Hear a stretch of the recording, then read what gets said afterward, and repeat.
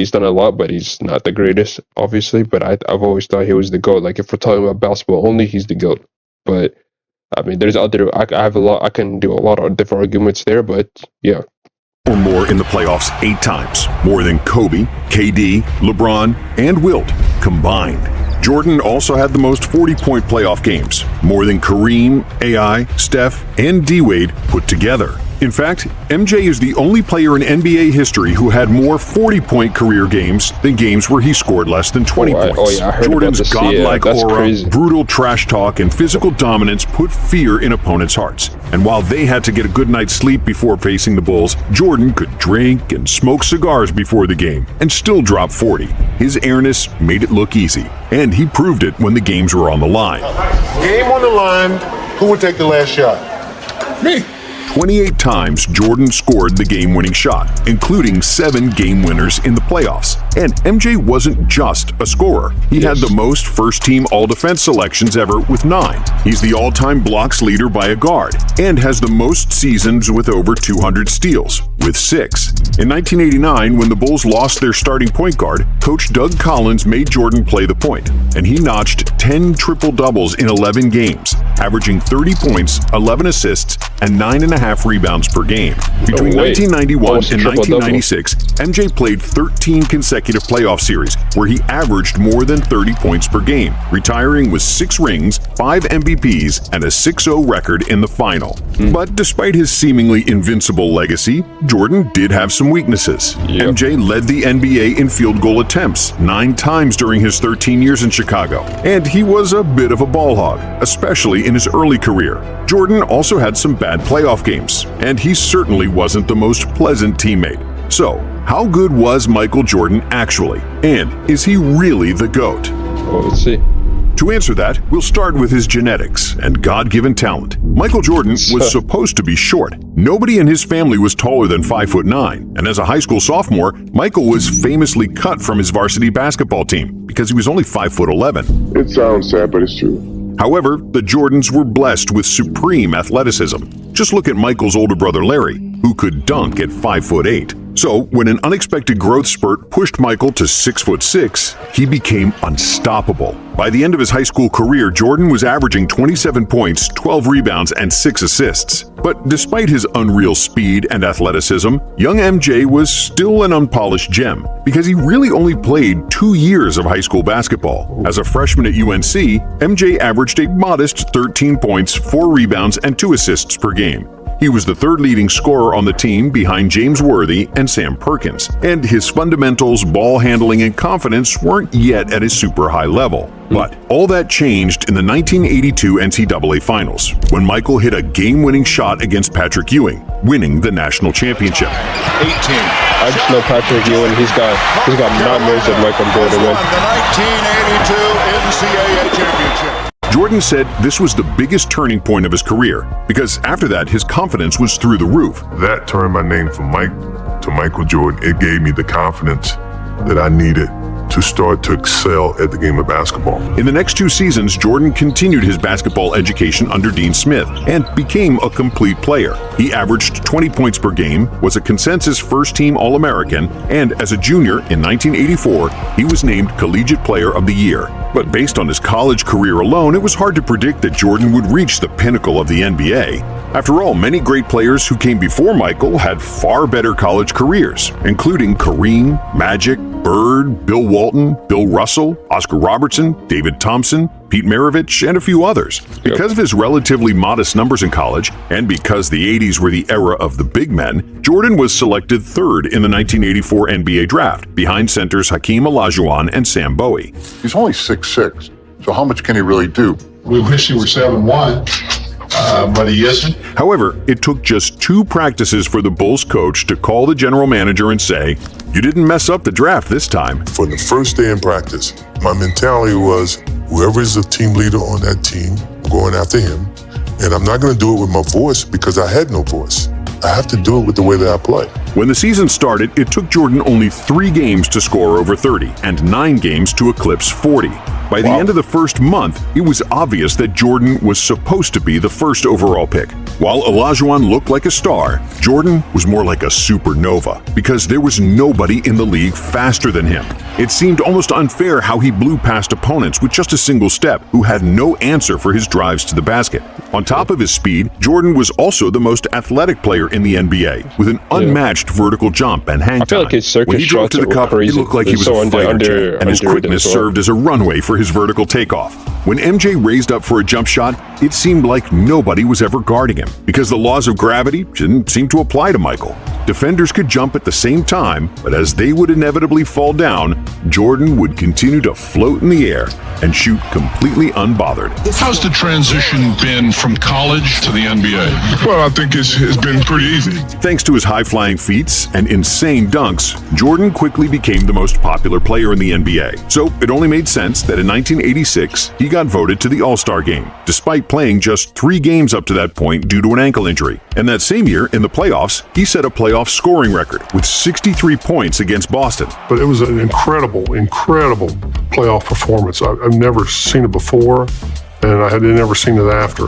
That wasn't Michael Jordan out there. It was God disguised as Michael Jordan. As if MJ wasn't doing enough already, in 1987, MJ led the NBA in scoring with 37 points per game, which was and remains the 5th best scoring output ever, behind only Wilt's insane scoring feats of the early 1960s. I just want the franchise and Chicago Bulls to be respected as a team. It's very hard for something like that to happen, but it's not impossible. Meanwhile, Jordan was miserable. Despite all the fame and individual accolades, he was always losing. In his first 3 seasons, MJ only won 1 playoff game, despite being the best player in the league.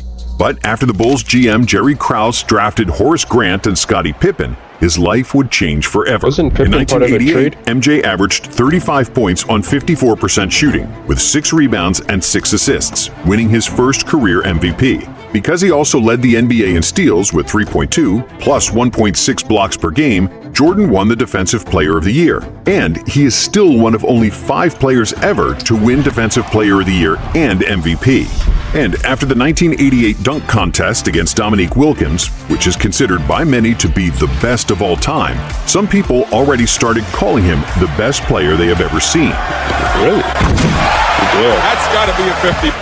But none of that mattered, because the most important thing to Jordan was winning. And now, with Pippen and Grant on the team, the Bulls had their first 50-win season since 1974. Chicago then finally advanced in the playoffs, winning the first round over the Cavaliers, with MJ averaging an insane 45 points per game. However, in the second round, a more experienced Pistons team defeated the Bulls pretty easily, 4-1. It was proof that individual greatness doesn't translate to playoff wins, a lesson Jordan had yet to learn. But that didn't make him any less entertaining to watch. In the 1989 season, Jordan hit his first legendary shot in the NBA, simply known as the shot. A shot on Elo. Good! The Bulls win it! They win it! Set the Cleveland Cavaliers! In the second round, the Bulls got past the Knicks, but they again fell victim to the Pistons, who bullied Jordan with their physicality. And in 1990, it was more of the same. MJ led the NBA in scoring and steals. He was super efficient, but the team couldn't get over the hump and get past the Detroit Pistons for a 3rd consecutive year. In his first 6 years in the league, MJ had won 5 playoff series and lost 6, with an overall playoff record of 25 wins and 29 losses.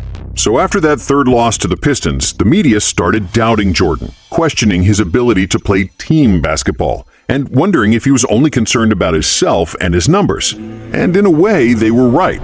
In the 80s, he was often trying to score out of double or even triple teams, ignoring his wide-open teammates. In 1989, he was a capable passer, averaging a career-high 8 dimes per game, but Jordan always looked to score first and pass second. And he wasn't like Magic, Jokic, or Doncic, who manipulate defenses with their eyes and fake defenders into wrong coverages. Jordan's passing was more reactive. He got rid of the ball only when he saw that somebody was wide open. And since Jordan was like a black hole that sucked all the defensive attention, when he did opt to pass, it was usually for an easy dunk.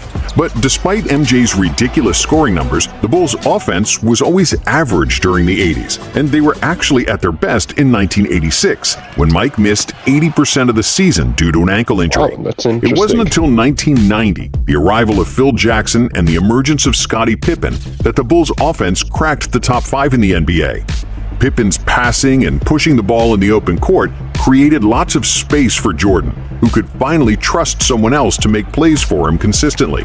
But Pippen's value was maybe even more pronounced on the defensive end. Yeah. With an enormous wingspan, agility, and a motor to cover multiple players on one possession, Scottie was just what Michael was missing. Pip's presence allowed Michael to play free safety on defense, jump into passing lanes for steals, and he didn't need to waste his energy guarding the best opposing player, because Scottie usually did that. And after agonizing defeats against the Pistons, MJ decided to bulk up, which was unprecedented at the time. Players didn't spend much time in the gym, and if you look at all the players in the 80s, they looked lean, but hardly anyone was super muscular. So when MJ returned for the 1991 season, he was still super quick, athletic, and could contort his body in the air like no one else. But this time around, he was also much stronger, which allowed him to absorb contact better and bully smaller players with his size. What also helped Michael was the arrival of coaches Phil Jackson and Tex Winter, who instituted the triangle offense, which was based on cutting in open spaces and playmaking out of the post. If executed properly, the triangle was believed to be the most optimal offense to optimize spacing. MJ didn't have to bring up the ball all the time and force his shots, and he was receiving the ball closer to the basket, where he'd bully smaller defenders and dominate like never before. Even though Jordan was phenomenal from the moment he stepped into the NBA, in 1991, he was at his best, and he won his second MVP award. The 91 Bulls had the best offense in the NBA, and they crushed the opposition in the Eastern Conference. They swept the Knicks, beat the 76ers in 5, and then finally got their revenge against the Pistons. This time, it wasn't even close, as Detroit was on the decline after 3 straight NBA Finals trips, while the Bulls were ascending. MJ swept Isaiah and the Pistons, who famously left before the final buzzer of Game 4, refusing to shake the Bulls' hands. We finally got over the hump of losers mentality. We were starting to become a winning franchise. And, the sky was the limit. But in the NBA Finals, another legend awaited, Magic Johnson. And it seemed like the 5-time NBA champion still had the upper hand when the Lakers defeated the Bulls at home in Game 1. That is, until Phil Jackson made the adjustment to have Pippen guard Magic, which turned the series around. And in Game 2, Jordan dazzled the world with another iconic move, switching hands mid-air to score an acrobatic layup. Oh, a spectacular move by Michael Jordan! The Bulls won the next 4 games, and at last, the championship. Jordan's hunger for an NBA ring was finally satisfied. Throughout the playoffs, MJ averaged 31 points, 8.5 assists, 6.5 rebounds, 2.5 steals, and 1.5 blocks, shooting a career-high 56% from the field. Jordan is the most talented player in the NBA, by far. And the 1992 season was a continuation of peak form for Jordan and the Bulls. Another scoring title with super efficient shooting, first-team all-defense, and another MVP for his airness. The Bulls once again had the best offense in the NBA and won a franchise record 67 games. Wow, Chicago reached the finals against the Trailblazers, and the media pushed the narrative that Clyde Drexler was better than Jordan, because Jordan is not a good outside shooter. So MJ responded by nailing 6 threes and 35 points in the first half of Game 1, which was a finals record for both threes and points and a half, in what will forever be remembered as the Shrug Game. And even though Portland tied the series at 2 apiece, the Bulls were just too good, and they won the series in 6, with MJ averaging 36 points in the finals. Damn. After the second finals and the Dream Team experience in Barcelona, Pippen and Jordan came into the 93 season with an empty tank. The Bulls weren't as dominant in the regular season. But even though he was tired, MJ still led the NBA in scoring, which was his 7th scoring title in a row. Really? And he also led the league in steals. Chicago made it to a 3rd consecutive finals, where they faced league MVP Charles Barkley and the Phoenix Suns, the best team in the regular season. Barkley was also the best player on the Dream Team, and when he won the MVP, many people believed that he could be an even better player than Michael, which pissed off Jordan. But because of the Suns' inexperience and Barkley's nasty elbow injury, the Bulls won the first 2 games on the road, and it seemed like it would be smooth sailing to the next title. However, the Suns weren't going away that easily. They won games 3 and 5 in Chicago, and they could have won game 4 too, if it wasn't for Jordan. That motherfucker would not let me win that game. Who buried the Suns with 55 points, the second highest scoring game in NBA Finals history. Wow. And Michael just outplayed me. That was probably the first time in my life that I felt like there was a better basketball player in the world than me, to be honest with you. After 5 games, it was 3-2 for the Bulls, but the remaining 2 games were to be played in Arizona. In Game 6, the Suns had the lead throughout the fourth quarter, but Jordan kept the Bulls in the game, and everybody expected Jordan to take the final shot to tie the game.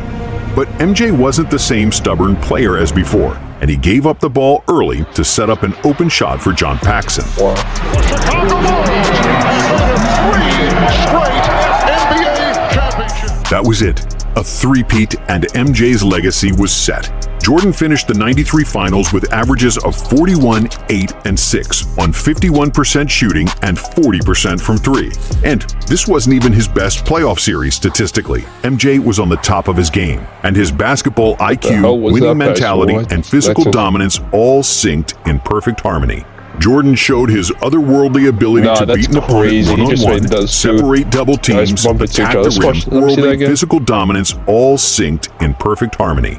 Jordan showed his otherworldly ability to beat an opponent one-on-one, separate double teams, attack the rim, but also to find open teammates. If we compare the 1993 Jordan to his early NBA years, the growth was evident. When it was needed, he was pressing full court defensively. When nobody could score, he recognized it and carried the Bulls. And when he got doubled, he gave up the ball without trying to be a hero. In terms of basketball skills, Jordan was physically a much stronger player who became a master of footwork and post-up game. When he reached the desired position with his back to the basket, he'd turn and stay in the air for what felt like an hour longer than his opponent, only to hit a patented turnaround jumper clean as a whistle. The memories of anyone doubting him were long forgotten. Everybody knew he was the best player alive, and many believed after that three-peat, he was already the best of all time. My love for this game is strong. I'm going to be here as long as my love is strong, Jordan told reporters after the finals in a champagne-soaked locker room. However, just 1 month later, his father was killed, and Jordan retired from basketball for a year and a half. The love for basketball was put on hold. I had him for 32 years, and he taught me a lot in 32 years. How many kids get that opportunity? Very few. In today's society, get the chance to spend that much time with their parents and get that type of influence. 18 months and a stint in minor league baseball later, and the itch for the game became too strong. So Jordan released arguably the most famous 2-word press release of all time. It came in a 2-word statement which is now just begging to have a Nike campaign built around it, quote unquote, "I'm back." And it didn't take Jordan too much time to show that he was still the god of basketball. In just the 5th game after his return, he poured in 55 points against the Knicks in the infamous double nickel game. But overall, MJ struggled with his shot, shooting a career-low 41% from the field. And it turned out that playing baseball for a year and a half took a bite out of his greatness. Even the best players need to practice. And in the second round of the playoffs against Orlando, things didn't go according to plan. Even though Michael averaged 31 points on 48% shooting, the Bulls weren't as strong inside. Horace Grant, who used to be their starting power forward, was now playing for Orlando. And together with a young Shaq, the Magic simply outmuscled the Bulls in the paint. Many people will say the Bulls lost in '95 because Jordan wasn't in peak form after his baseball hiatus. And there is some truth to that, but Jordan actually averaged his usual numbers. Really, basketball is just a team sport, and they lost because Orlando was much bigger and deeper than them. Thankfully, the Bulls management knew that too. Last week, the Bulls announced the acquisition of a player many people consider the most controversial basketball star in the NBA. They added Dennis Rodman to the team, the best rebounder of all time, and one of the fiercest defensive players ever. I don't care. Whatever. What's up? A year before, they also added Steve Kerr, the most accurate three-point shooter ever. And together with a defensive dog, Ron Harper, and Tony Kukoc, who was the most versatile power forward in the NBA, MJ had the best supporting cast in the league. In the 1996 season, the Bulls were so good that they became only the second team in NBA history to lead the NBA in offensive and defensive rating. And their plus 13.4 net rating is still the best ever. Their 72-10 record was the best of all time, and, of course, Jordan won an MVP, averaging 36-4. As for the playoffs, there was no stopping the Bulls. Only the Sonics in the finals showed any kind of resistance, and Gary Payton was the first defender to have slowed down Michael. But he couldn't beat him, and Chicago won their fourth title, with Michael crying his guts out in the locker room because it was the first championship he won without his father. I know he's watching. This is for Daddy. I'm very happy for him. He's a voice of reason that always drove and challenged me. That's the type of father I have. Like a friend? Yeah, like a friend. And when the 1997 season started, the Bulls continued to rule the NBA. With 4 Hall of Famers, the most accurate three-point shooter of all time, and other excellent role players, no team could match up with Chicago. Running the triangle like a well-oiled machine, the Bulls dominated the regular season with 69 wins, and getting to the finals seemed like a walk in the park, as they only lost 2 games in 3 playoff series. But in the finals, it wasn't that easy, because they played the formidable duo of Stockton and Malone and the Utah Jazz. This series would be remembered by the infamous flu game, where Jordan suffered from food poisoning and had a fever before the pivotal Game 5 when the series was tied. But Jordan played through the illness and managed to squeeze every atom of strength to score 38 points, and the Bulls won, 90-88. In Game 6, Jordan trusted Steve Kerr with the final shot, and Kerr hit a jumper for the win in the final seconds.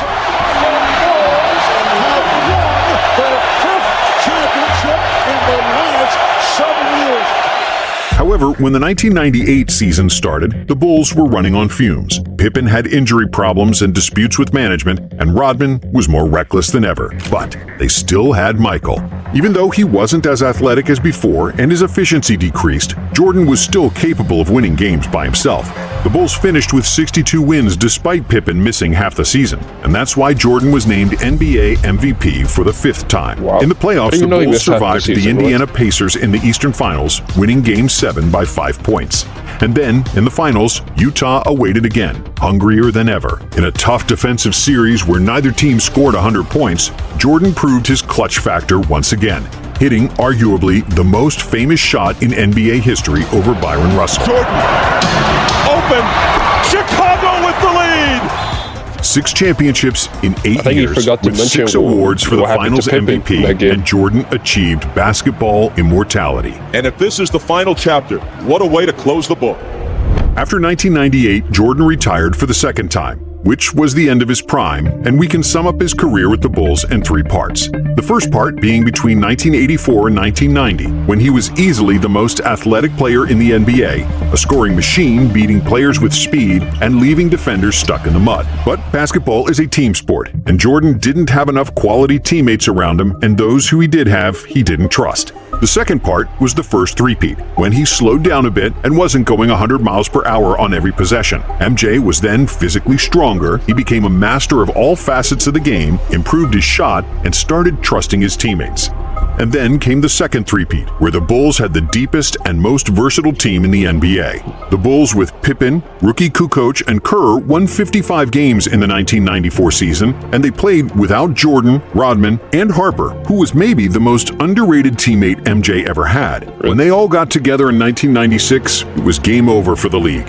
But having good teammates is essential to winning in the NBA, especially when you're past your physical prime. Jordan lost a chunk of his quickness during the second three-peat, but that's like when a Ferrari loses 100 horsepower. It's still faster than almost anything else on the road. And that answers the question, how good was Michael Jordan actually? Even when he wasn't at his best, Jordan was still the best player in the league. If you divide his career into 3 parts, each part would suffice for a Hall of Fame career. In his first 6 seasons, Jordan didn't win a ring, but he was the most electrifying athlete the NBA had ever seen, with unreal stats and winning all possible accolades. The first three-peat was Jordan at his best, showcasing a level of basketball that's rare and few, if any, have touched.